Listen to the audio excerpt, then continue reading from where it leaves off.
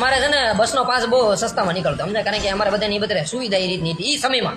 આજથી લગભગ 10 વર્ષ પહેલા તો બધા સ્પેશિયલ અમારી 10-15ની ટોળી. તે અત્યારે લગી અમને યાદ છે, અમે 3 જણા હતા ગ્રેજ્યુએટ સીવી, બાકીના બધા લગભગ 13 જણા તમે ગણી લો, બધા ભેણસોદના ના પાછો, એક કે ગ્રેજ્યુએટ ભાઈ છે. અત્યારે બધા કેટીયુ સોલ્વ કરે એ યાર આ કેટલા બંદા છે જીઓ રે ભાઈ ના ભાઈ.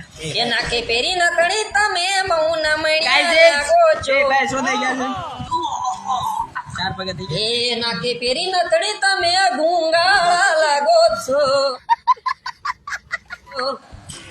એ તમે પીછી કરો એ તમે ઝાટ જેવા લાગો છો.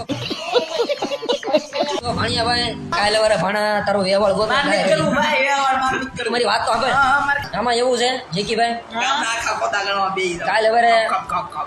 કાલે વારે આપણી સગાઈ થતી હોય કોઈ ભાઈબંધની રેડી, અને ઓલા સામેવાળા પક્ષની જે એની સામેવાળી છોકરી હોય હા ઈ એમ હા કે ભાઈ તમારો જે છોકરો છે એ છે તો બધી રીતે રેડી, પણ એનું મોઢું ગંધાય છે, એને કયો પીસી કરવા રાખે, તો હું તો હા નહીં પાડું, પણ હવે ક્યાંક જોવા જાય ને એ હા નહીં પડે સોધી